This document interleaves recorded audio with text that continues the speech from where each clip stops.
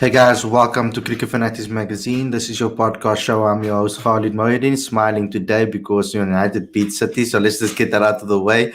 Welcome to the show, guys. It's a laid-back podcast show where we get to chat to you guys, get involved in the comment section. Let's get this going. We're gonna chill. I'm gonna be bringing a friend onto the podcast as well, and we're gonna be just having a conversation about live cricket, etc., etc., etc. So I like it that you've said drum roll for the intro, but I'm not going to be doing it the same way. So that one is on you, Bad Panda. But before we get going, obviously, you know what you have to do. Subscribe to this channel. Click the notification bell for all future videos. Please, guys, support us as much as you can and whenever you can. So let's get into it. Let's bring on our friends onto the show. We've got Emily. We've got Umpo. There are some guys that want to call in as well. Oops, that is the wrong thing. I just copied and pasted our entire press release into the comment section almost. So I need to recopy the stream link and then to put it in the live chat. But how are you guys going? I mean, I can see Emily in your manual. Yeah. Khalid, I'm disappointed, eh? I mean, like, where's your shirt, man? Come on. Yeah, like I want to be wearing it, so I wanted to wear it, but then I thought about it and I was just like, I don't want to get too much ahead of myself. United, United Enjoy wins. the win. United wins and then they lose. That's and then they win. my point exactly, Mbo. You see. You're right, actually. But then Impo, when Arsenal wins, why don't you wear your shirt though? On the show? Because it depends on the day, and I don't think Arsenal won a game on a Sunday. Oh, that's why. It's been a long time. It's been a long time. Okay, so, so let's have a conversation. I just want to catch up with you guys, man, because we haven't had a show in a long time where we just sit back and enjoy it and just catch up, etc. I'd like to do that with you guys, of course. Mpo, how's your week been? How's things going with your side, with business and everything? Everything's fine. My day job's keeping me busy, but managed to go out to the Wanderers today to watch the Lions do what they do, and they're really struggling this year. But in the 4-day stuff, but they managed to get 9 wickets. At least, yes. I mean, that's very important. I mean, we didn't get to see much. Me and Emily went down to Newlands today. We didn't get to see much cricket. There was a lot of rain, which was unexpected, actually. I didn't expect it to be so much rain, actually. I thought it would be a little bit of drizzle in the morning, maybe, and that would happen. But other than that, we thought there was going to be much more cricket than there was. They came off a couple of times. So if I look at it from a Cobra's perspective, very good from the young captain, now standing captain, Tony De Zorzi, of course. And we've got Calvareno also giving a good showing over there. I want to just look at the Lions quickly.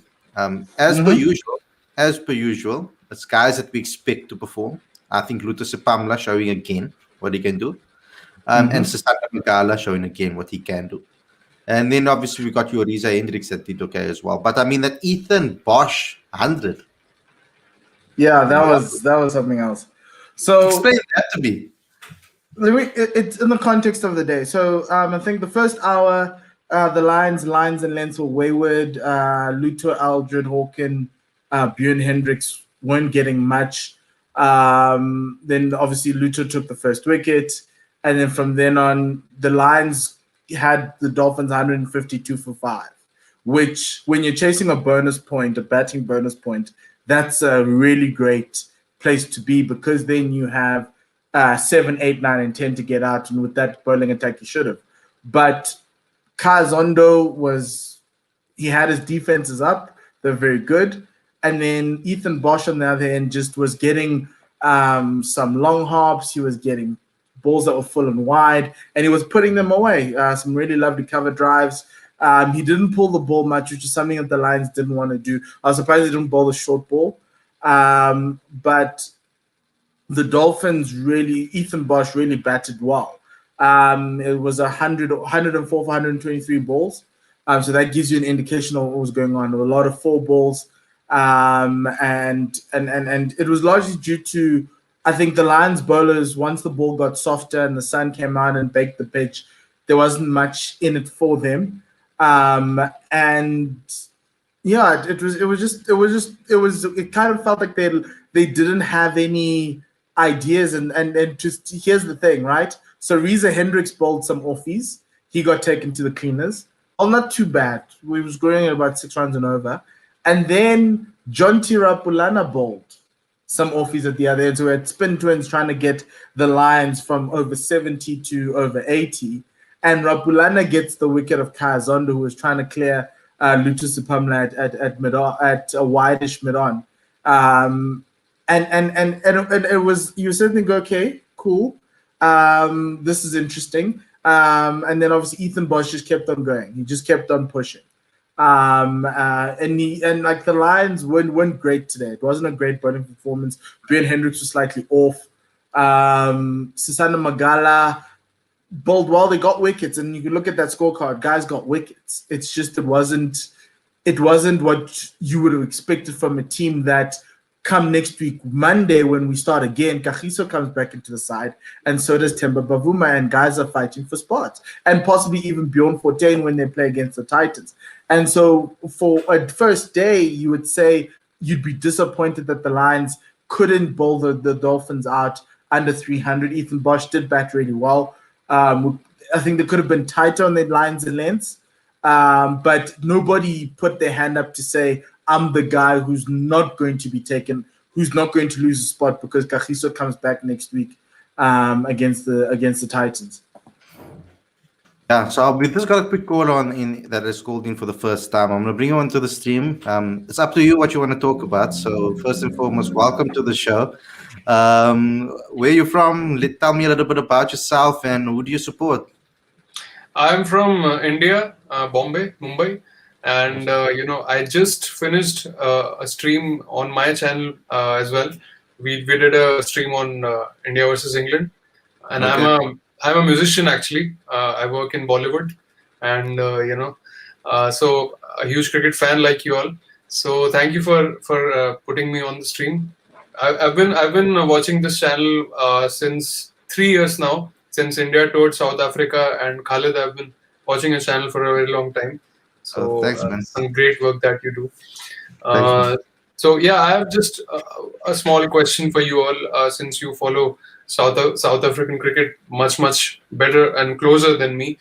So the fact that they've announced new captains, Elgar and Bavuma. So with Elgar, I'm still okay, because he's in that sort of an age that he can still serve the team for probably another couple of years, maybe the next World Test Championship cycle.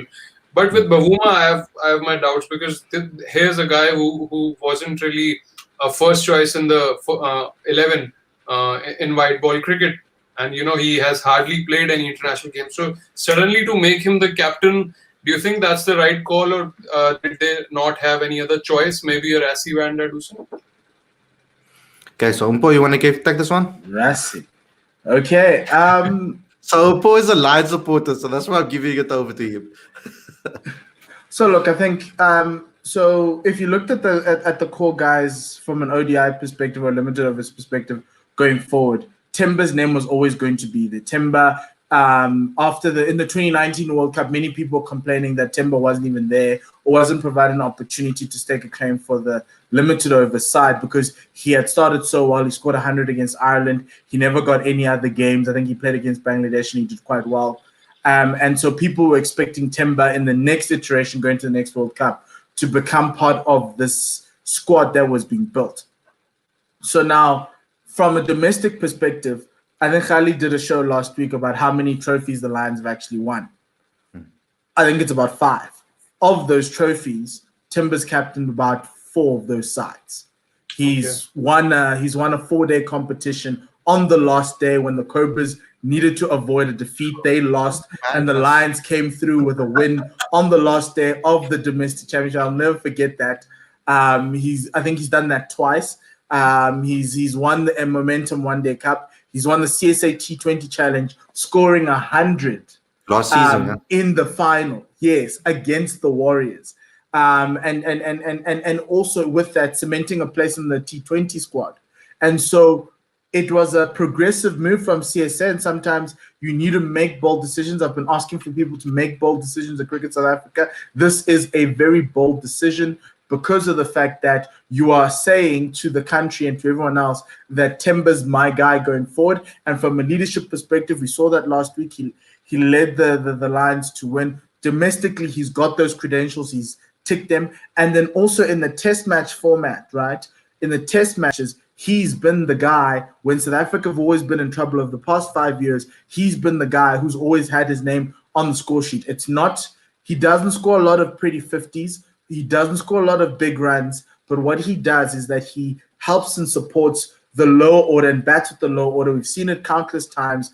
And so from a Graham Smith perspective and a Victor Pitang perspective, they wanted a character like Temba to be able to lead that ODI side, because you can line that ODI side with stars. And that's what South African cricket's always had. South African cricket's always had stars, but they've never had the fighters, the guys who can sit down, dig deep, and fight for the nation. And that is why I think they went this route with Dean Alga and Temba, because both of them are fighters. Both of them are leaders in the dressing room. They may not be as flashy and as talented as some of the other names, Van der Dussen or even Aiden Markram, but what they don't have in the talent of those guys, they bring from a leadership perspective.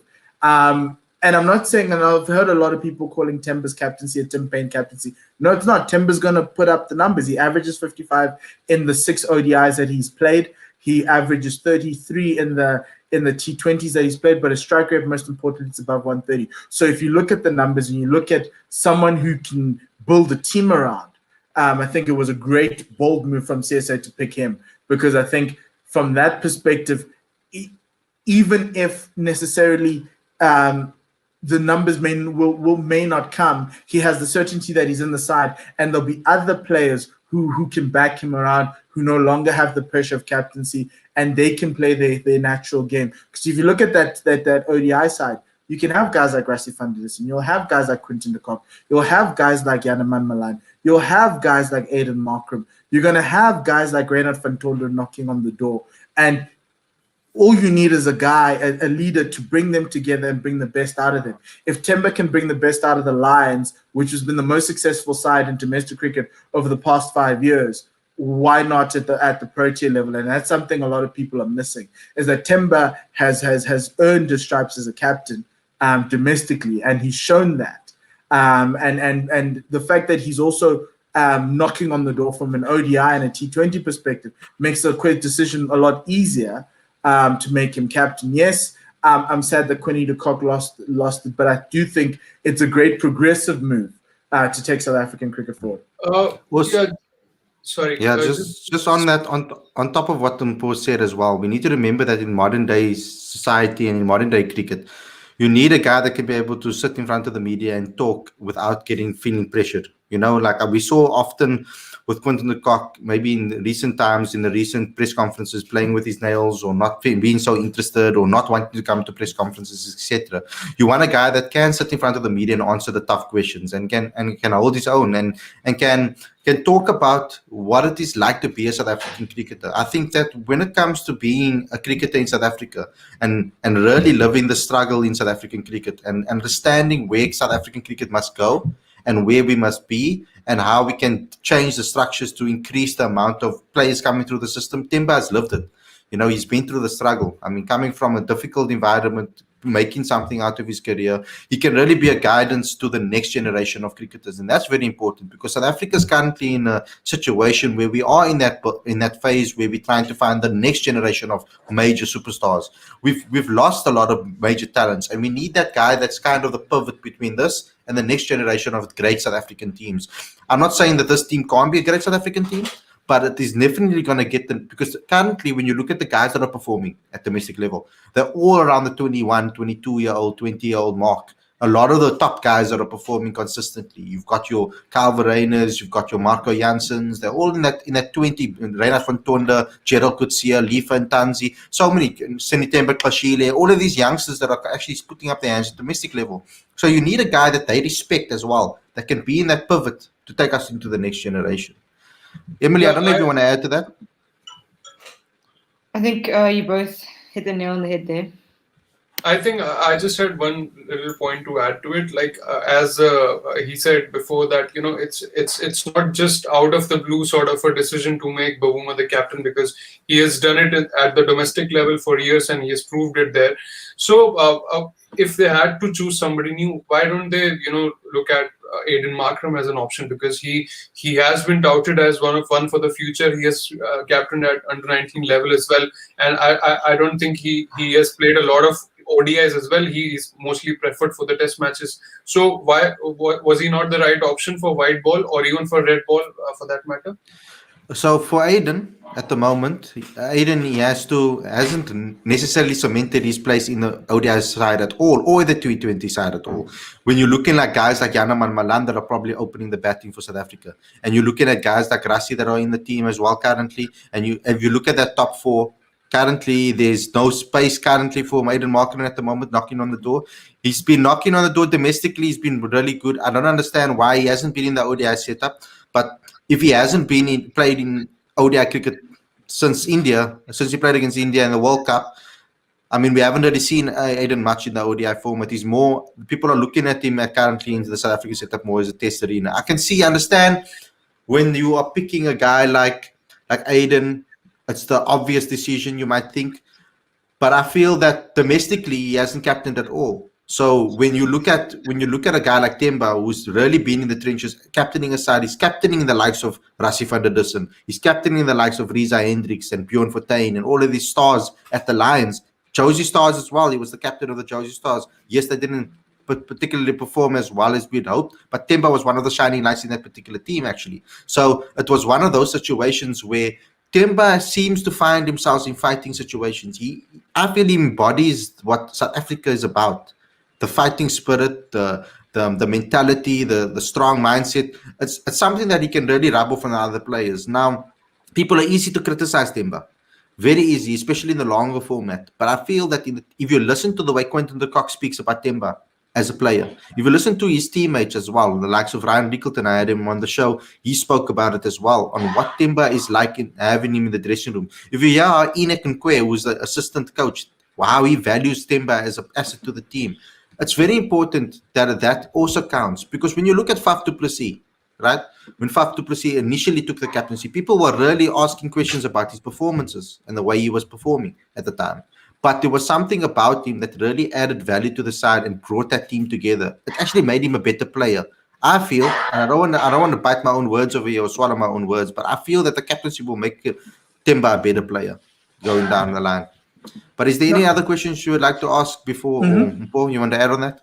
No, I don't want to add on to that. I just thought Aiden's opportunity will come post probably 2023. Yeah. But I think that hand injury outside of India really hurt him, because he couldn't play in that Australia ODI series that we played, I think, early last year. And I think that kind of brought new players to the fore. It brought Janaman Malan, it brought Heino Klaassen. Temba cemented a place, got his opportunity, and he grabbed it with both hands. And so, yes, I think the whole world wants Aiden, but remember, Aiden captained children, under 19s. They're children, they're kids. And he hasn't captained his domestic side. And I think that's the first thing that he needs to do. He needs to be able to captain the Titans. Right now the Titans are being captained by Grant Thompson. It's not Aiden Markram. And so for his development, he needs to probably put his hand up at domestic level when the next momentum, whatever it is that happens, in order for him to then say he wants a captain. He will be a captain. He will be in the leadership team. It's just a matter of timing. And I also think Graham didn't want to give a youngster the similar chalice that he received as a 22-year-old when he became captain, because it's slightly unfair and it's a massive burden to put on someone, especially in a world where we're now talking about mental health. See, as Khalid said, that Aiden Markram was probably not considered also because he was not a first choice in the white ball formats. But don't you think that same goes for Bahuma as well? Because he doesn't have the he doesn't have really that sort of experience in white ball for South Africa. So I just think that a captain should be that sort of a candidate who walks into an 11. And so far he wasn't really a first choice in the white ball formats. So I can He pose the was. same. If you I look can at pose the same.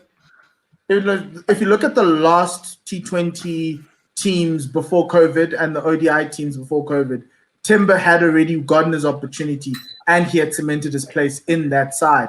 In that Australia ODI and T20 series, Timber played fully. Timber played fully in the England T20 and ODI series, and he kept on putting up those numbers. Those numbers, yes, he's only played 6 ODIs. Those 6 ODIs against, I think one's against Ireland, another one's against Bangladesh, and the rest are split between England and Australia. So outside of COVID, if we were playing ODIs and T20s, Timber would have continued.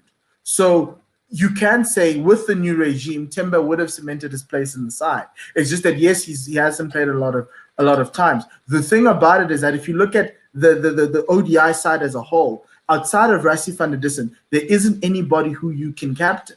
But what we've seen so far throughout all of this is that from a captaincy perspective, Rassie is considered as a leader, but I don't think the selectors and the director of cricket see him as a man who's going to take South African cricket forward as a captain.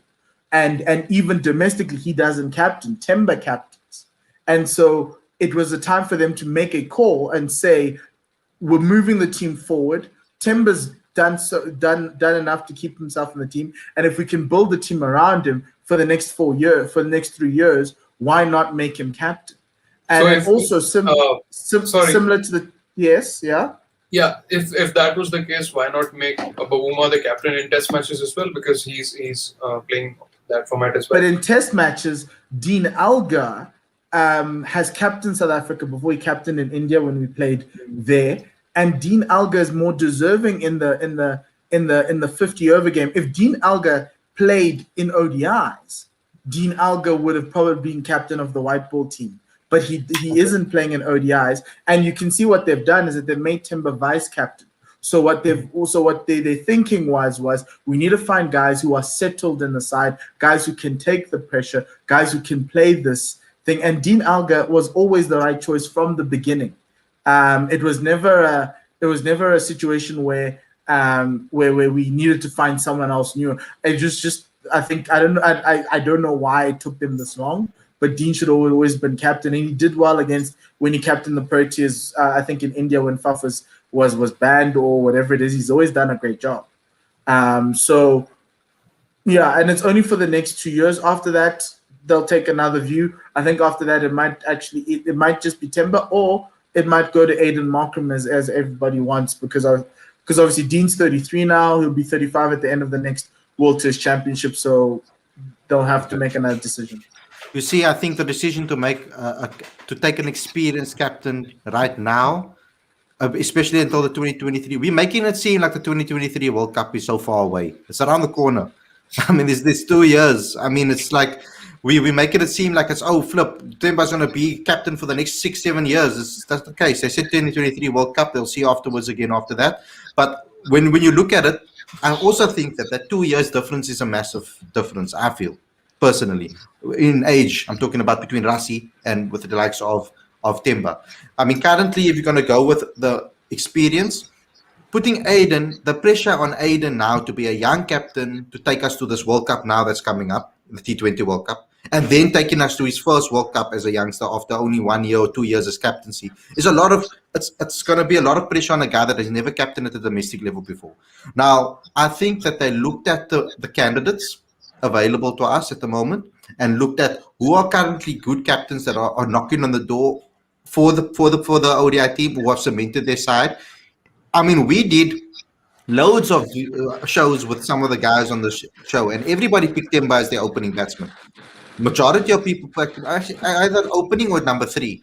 And majority of the teams came out like that if you look at the fans. So then he was a solidified in the side, but now we are saying that because he's captain, now he's only getting picked because of these reasons and that reasons. As a captain, Timber has led the, like Mpo said, has led the team to multiple trophies. It's not a fluke. It's not only about the players that you have around you. It's about how you bring those players together. You can see, for example, with your team, Royal Challengers Bangalore, they have Virat Kohli as their captain and AB de Villiers on that field. The superstars that have been at that team haven't won a trophy. It's not only just about having great teams. You look at the Titans. The Titans have a star-studded team. They brought massive money signings into the team. They couldn't win the T20 challenge, couldn't even make it into the final. So it's not only about just having good players around you, it's also about how you rally those players together. And if you listen to the players, you listen to the coaches and how they speak about Temba, see what he's doing for the community in Langa and in Gauteng and in all places around, what he's doing for the community in cricket, how he's giving back to the community is also a beacon of hope for South African cricket. That's a bonus. The fact that he's lived through what he's lived through is also a beacon of hope for South Africa. A young kid sitting in Lango and in the township can look up to this guy and say, look here, if he can do it, I can do it. If the masses play cricket in South Africa, what India does well, what England does well, is that the masses play cricket in their country. India specifically, the masses play. South Africa, the masses don't play, the minority plays cricket in South Africa. And that's the issue. If we get the majority to play cricket in South Africa, we're really going to be styling, and we're really going to promote our cricketers. We're going to get a much more competitive game of cricket in South Africa. But again, thanks a lot, Keshu, for coming on the show. I really enjoyed it. You can come on in the future again. Just let me know. Thank you. Good to have you. Thank you for the question. Please check out my channel as well later on. Whenever you get time, I make music and I also talk about cricket.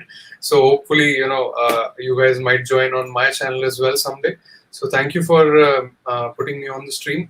Just before I leave, the whole point of me asking this question was, I just hope that, for the betterment and, going forward in the future for South African cricket, I just hope that, Bavuma wasn't made captain just for the sake of it because they didn't have other options. I hope that, they looked at him as their primary option, and Bavuma has been sent that sort of a message that you were always our first choice. That's the point. I know that Vavuma spoke about him wanting the responsibility to us about 4 months ago. When we did our issue, there's an issue on our website, not on our website, in our magazines. We have an issue with Temba Bavuma. He was the front cover of the magazine, talking about the T20 format, talking about limited overs cricket, and him being pigeonholed into Test arena only. And he spoke about it over there, wanting more responsibility. When a player comes out and says that so boldly that he wants to take more responsibility, I think that's an excellent quality to have. But anyway, thanks a lot for coming on the show. And I hope you come again soon. Sure. Pleasure. Check you, man. Cool. So we've got Ravi waiting for us in the background. Welcome to the show, Ravs. Ravi, I love the tagline there. It was a good win. I'm going to get Ashwani to ask us a question so that we can answer it. And then so that he can leave, and then we can bring on another. I'm going to buy another panelist as well, because Abba is itching to come on shows. Eh? You're going to see now how cool Cat is looking. He's ready for the stream. So let's get Ashwani's question in. Welcome to the show, Ashwani. Do you have a question for the panel that we can answer? Hello, my friends. How's it, man? Hello. My question is not. I want to say about Temba Bavuma. I saw Temba Bavuma in for South Africa A series. There I saw a very calm and headed guy. So I want to say this: Temba Bavuma is very, very good option for South African cricket as a captain, because he is not the best player in the team. That's for sure. But he is most calm and temperamentally very, very strong man. So it's not very important that your best player is always your captain. We have many examples like Darren Sammy, Mike Brelly. They are very average players, but they're Mike Brelly. You have the example in 1981. He won Ashes for England. Darren Sammy, he won 2 T20 World Cups. So my main point is that it's not always important that your best player is the captain of the team. It's the player's temperament and how much he is lovable in the team. That's what I think team management mostly saw. That's an excellent point. Thanks, Shazwani, for coming on the show. We'll see you again. You must come on more often. You always come on. So nice to see you again. I hope you're safe and the family's safe. Okay, cool. Let's bring Abai on. Guys, let's have a conversation over here about what Ashwani actually said. Excellent point over there. Your captain doesn't always have to be the best player in the team. And that's an excellent point over there because you're not looking only for stats and the way they play. You're also looking for other qualities within them that makes them a good player, or what brings a team together is so important. We want to build an ethos at the club. At the club, I'm talking about the club because it's Man United. We want to build an ethos at the Proteas where it's a winning mentality, where you're building. I want it to be a situation where a youngster does come in and they feel accepted. They don't feel alienated. They feel inspired. Whereas I feel that Temba can put an arm around you and really make you feel okay around you and make you really feel like you can do anything. I feel that he did that with a lot of the youngsters at the Lions that do come through the system as a captain. I like the way he speaks to us as well, to the media. He's very assertive and very sure what he wants to say. And he understands the political point of view. He understands the situation in South Africa. And that's something that was very important that he spoke about in his press conference as well. He said he understands the situation. He's not, he'll be stupid not to see it. What his appointment represents in this country and what his journey represents. It will be weird for him not to see that. So that is very important from his side. Emily, I want you to just throw in a couple of words here because you've been really sitting there quietly. It's becoming a very cricket conversation tonight. I really wanted to sit back and just chill and talk about some Love Island there with Paul. But now it's not there. Oh my God. Talk about Love Island. Assad is the one, man. Assad's the one. Serious?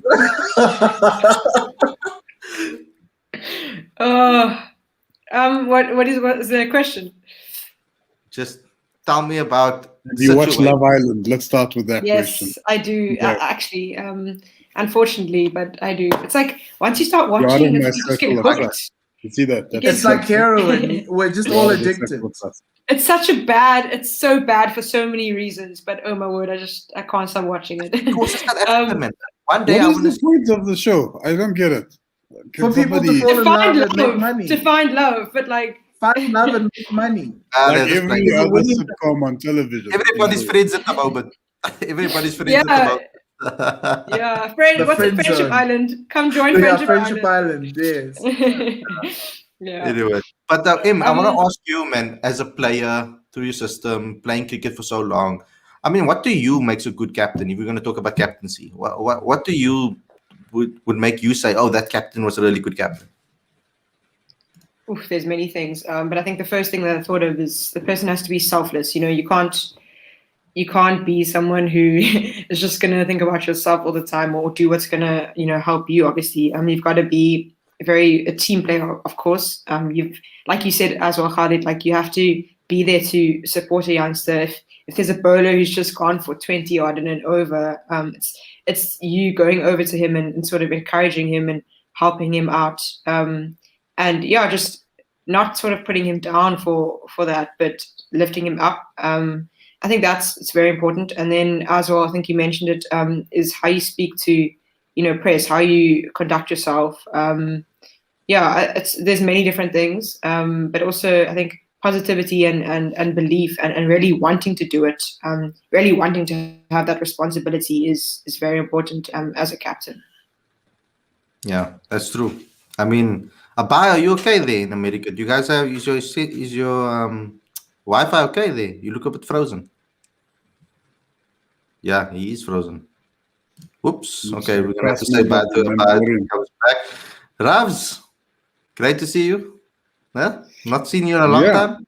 I heard rumors that you're gonna be on West Indies Island, Love Island, the West Indies edition.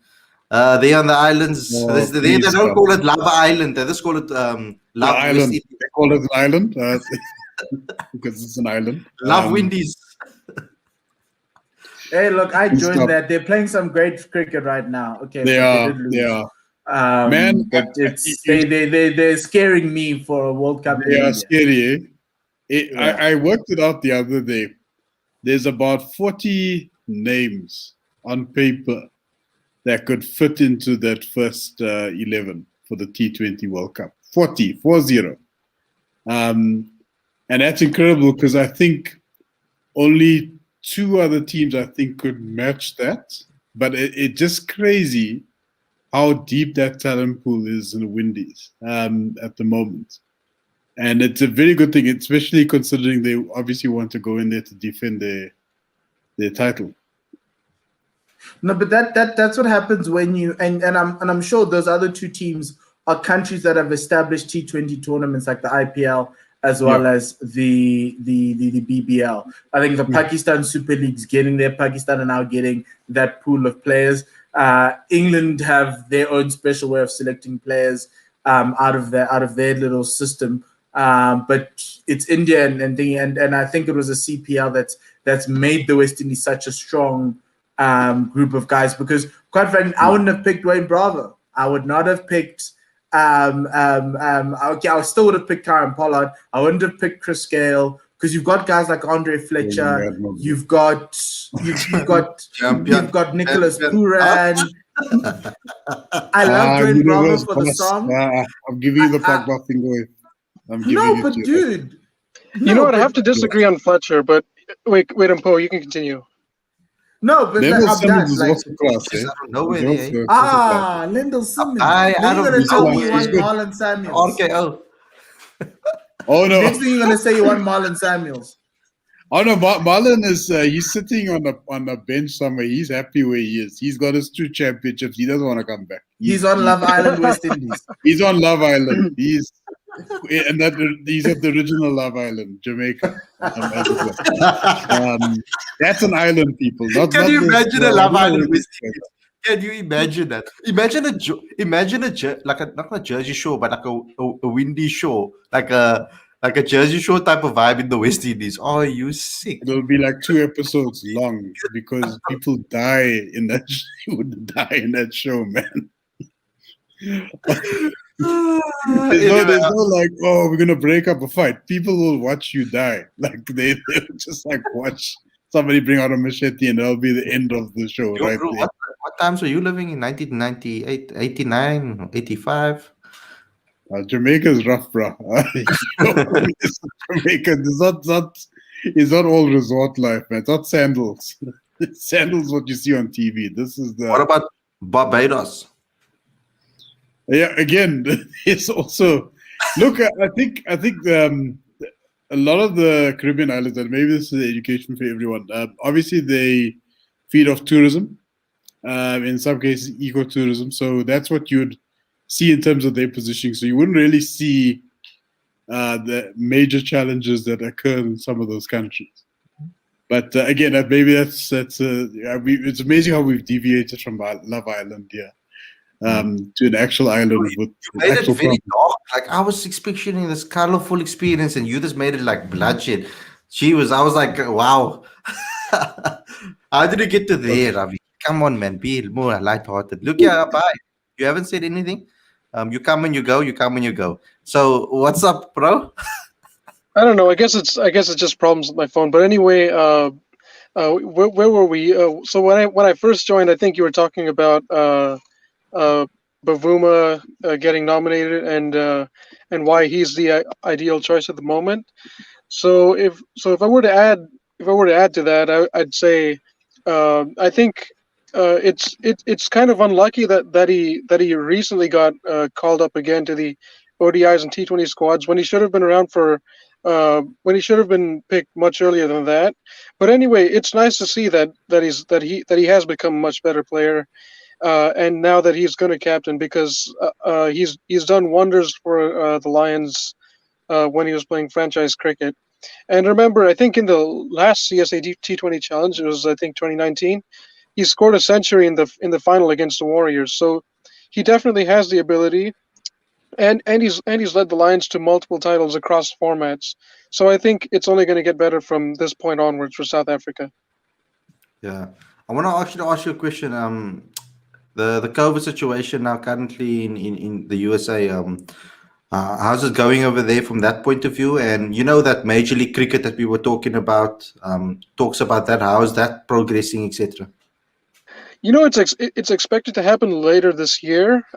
In fact, there's some good news now that a lot of cases have decreased across the country. But then again, I wouldn't say it's something to celebrate too much about, because you never know when the cases might spike up again.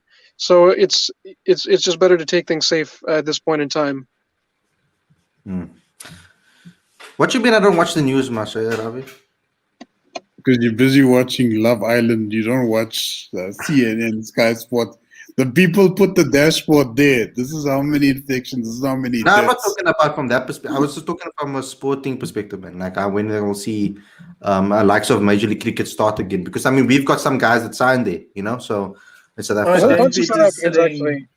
I think there's Yeah. Cornet Dry, there's Obus Pinar, Rusty Theron. Rusty Taron.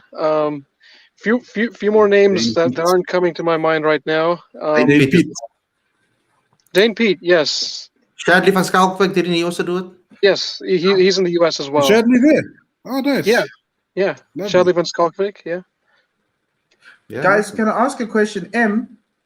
The women's game. Today, yes, that's true. But how did Arnold Tokia bowl? Because it's like the first time I've seen him in Warriors Whites in a while. I mean, Khalid was there for longer than I. But I mean, he didn't do too badly. But I mean, shame. There were a few shots that went past the slips for 4. I think Calvarena. But he wasn't too bad. I think he just looked slower than what he was. Like, I think he's quite deceiving. I said to Khalid, he looks like he's bowling slower, but I think he looks slow. But he's until you're facing him, he's super fast. But yeah, he didn't bowl too badly. I don't think. Yeah, Khalid. I don't know, how did he bowl? Yeah, I was expecting a lot of wickets from that against that Cobras top order, because without Zubair, it didn't look promising, and obviously Yanaman's out there as well. you see the Clinton injury, man. He pulled out very early. So, like, I think that also that partnership between obviously Anders Clinton's Nokia. injured. Yeah, he pulled a little hammy in the match, so that was a bit of a problem over there. That he only bowled 5.3 overs, so Anas had to like kind of be the main kind of speedster in the side in a way. Like I feel, so that I think that threw it off, because when they started off, they were really menacing. The two of them before they got called off for the rain, they looked very menacing together. But then obviously when Clinton pulled out, got a little hammy, and then the game changed a little bit in the Cobras' favor. So yeah, it was just that type of situation. Were you guys following the game in Pretoria? We were as much as we could. I mean, we saw that Neil Brandt scored a century. Yeah. But I mean, we would one of the guys in the team. I mean, in the press box was watching it while we were discussing, because me and Emily were currently busy. I was busy, but she was busy with the article that she's doing for the mag for tomorrow, and I was busy putting the mag together as well. Very interesting magazine that we're going to be having this month, though. It's all about youth cricket and how to improve youth cricket in South Africa. So you guys must go download that tomorrow. We're going to be working on that. Because at the Wanderers we had the TV on the Titans game, and we were busy. Yeah, well, with that game.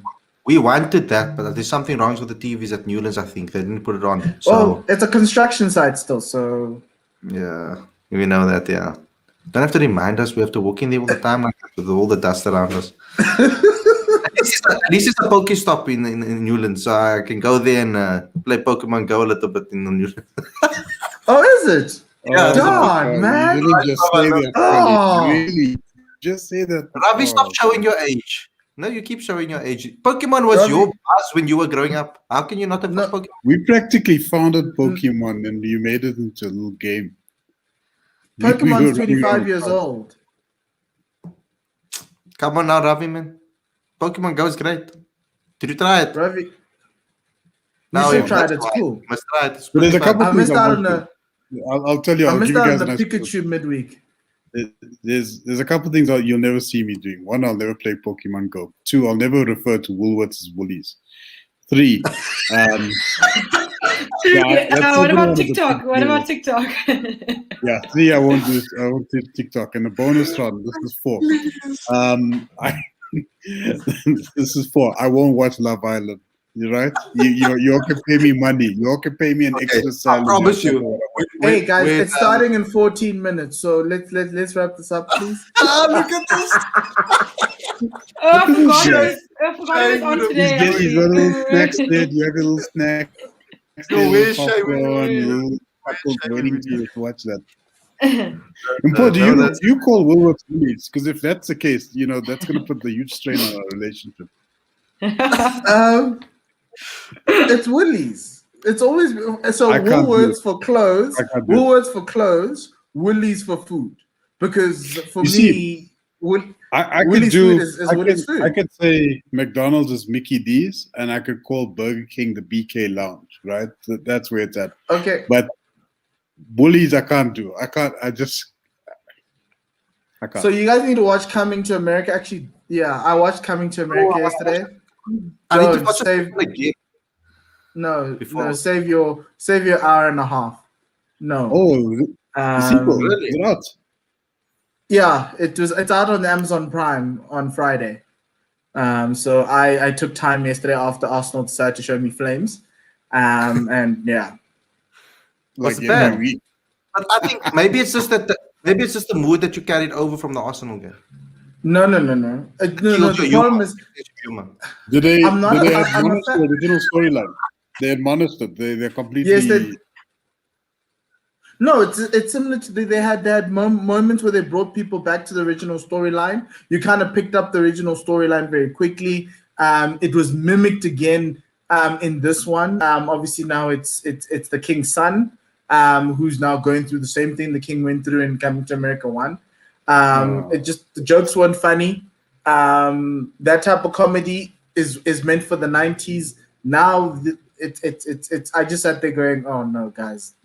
You're just opening up yourself to a whole lot of human rights issues. I'd rather But watch it. That was another I'll story. watch it instead of we don't know what I won't watch. So No. So Nomzam was there, so that's good. And support South Africans. And obviously there's like Makosa. Here's the thing, though, that you must note the costume and wardrobe, because the one guy was wearing the prince in one scene was wearing an AC Milan track pants. And you could see the AC Milan badge, and you were like, huh? And then sponsoring. Yes, but what? So Zamunda's in Africa. Why the hell is he wearing an AC Milan track pants? Couldn't he wear Mamelodi Sundowns? Because they're sponsoring Zlatan. Okay, Zlatan but doesn't sponsor him. this movie has no white people in it. Zlatan. This movie has min white people in it, and all of a sudden we're doing Italian brands. Then there's the Jamaican athletics top that you need to note. So if you see that, send me a message. And also if you see the Ivory Coast, Zamunda isn't really a country, right? You do know that. I know, but it just bothered me that I was seeing AC Milan track pants in a movie. But if you go to West Africa, it's like Chelsea shirts everywhere, bro. Like, it's like you're in South London all of a sudden, and it's pumping when there's a Chelsea game on. Go to Nigeria, it's Arsenal Central. Those guys are heartbroken every week. Shame, man. But look here, guys, at this one, I have to mention it because it was a massive headline today. It's going completely viral all over social media. And that's Laura Wolfhard becoming the fastest South African, not woman, South African, to 2,000 runs. I mean, the youngest, sorry. The youngest South African. Beating Jock Cullis, A.B. de Villiers, Quinton de Kock, Graham Smith, Dana Finikek as well, if you're going to throw a female cricketer into the mix. Incredible performance from the Proteas, completely dominant against one of the best teams in the world, I feel. Obviously, finalists in the T20 format. So one of the great teams in India as well is, I mean, a good team in India as well. Emily, give your thoughts on that. I mean, a brilliant performance by the woman. I mean, bowling them out for so little and then just chasing it down with ease almost.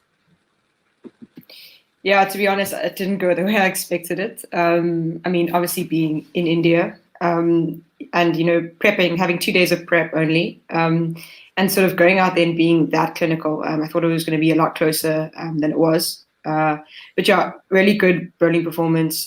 Pulled it back really well in the last 20 or so overs. I think I saw a graphic that they had 197, well, at the point that I was watching, 197 dot balls. So it could have been more at the end.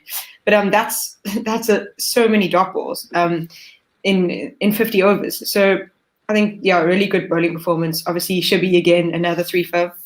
Another player of the match performance for her.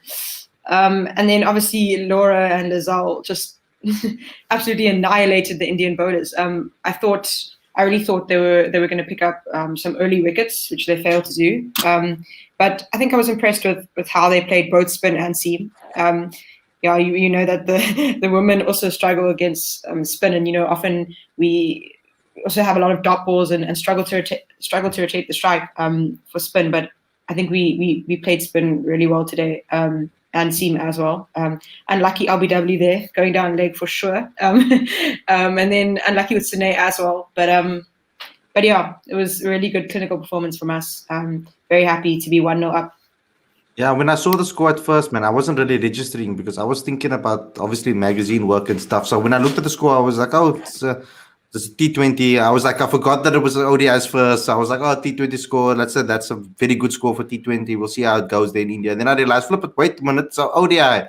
I'm like, whoa, great performance from the women. I don't care that they haven't played in a while together and all of that stuff. I mean, South Africa didn't play in a while together, and look what we did to Pakistan. So But Pakistan also hadn't played in a while together. Yeah, okay, guess so. No, but I think you got to look at it from that angle as well, because there were a couple of things I noticed. Obviously, India's 11 is not the 11 that I would have chosen. They're new faces. They're people there where I was like, okay, what's going on? Like one of the players I would have expected to see was Radha Yadav. I think she bowled quite well last year when South Africa, or 2 years ago against South Africa and at the World Cup. She wasn't there. Poonam was there. Poonam Yadav, who is normally good, but the pitch wasn't giving her a lot of assistance. In Lucknow, you could see that the pitch wasn't turning much. So from a South African batting perspective, you can play the ball down the true line rather than playing for spin like the English were doing in that test match. So that's the first thing. Obviously, the Indian team, and then also the fact they hadn't played in a year. But the one thing that we need to notice is that they're playing in the same stadium for the next six games. So the pitches are going to get slower. There's going to be a lot of turn. And with that, because what Lizelle was doing today, she was playing very late. Which is good, and you should. That's one of the tactics against spin. But against a leg spinner like Poonam Yadav, it's going to bring her into the game once she gets the ball.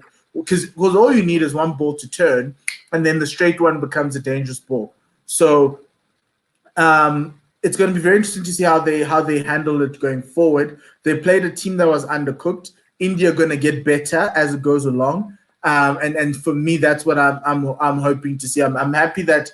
As when Sune won the toss, she chose to bowl first to give everyone a chance of getting in. But I think it's a free win. It's a free win. One win in India's is good, and then now you can build on this. But watch how this pitch slows down and what India will do with that spin combinations that they have. But I do think that somehow the selection that India chose is playing into South Africa's favor a little bit more. Sunil Lisa 3 is guys. It's I like Sunil Lisa, but in the longer format, I'm a little bit worried that she's batting too high up. Laura Goodall at 4 as well. But I think both teams will have to make it. Will have to figure out a way, because I think once you lose Laura or early wickets, the South African middle to low order might struggle to build up 200 plus scores. Yeah, I mean, I think that obviously when Tane comes back, that will change everything. I think Sune for there now as the captain is batting there.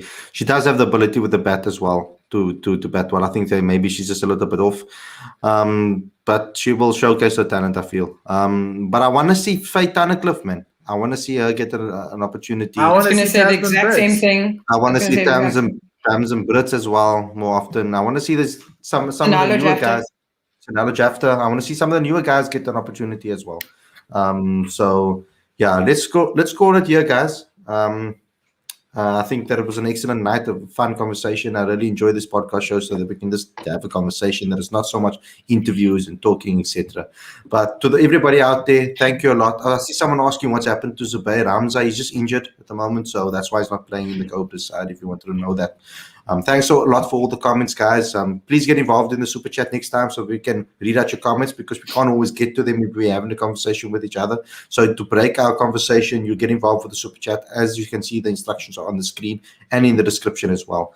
Don't forget to subscribe to this channel. Don't forget to like, subscribe, click that notification bell, share it with all your friends and family, and comment after the video has gone live so that we can get some talking points around South African cricket as well. Go download the magazine, subscribe to the magazine. Link is on the screen in the description as well. Next issue is coming out tomorrow. We're working really hard tonight and tomorrow morning to get this out to you as best as possible, and as quickly as possible tomorrow. Hopefully by tomorrow afternoon, we will get it. To late afternoon, early afternoon, we'll get it to you. Go to cricketfanaticsmag.com for all updates as well. There's some excellent articles that were written there too. Thanks to everybody that's watched. Thanks to everybody for tuning in, and we'll see you again tomorrow with another daily show. Take care, everybody. Thanks, Emily. Thanks, Paul.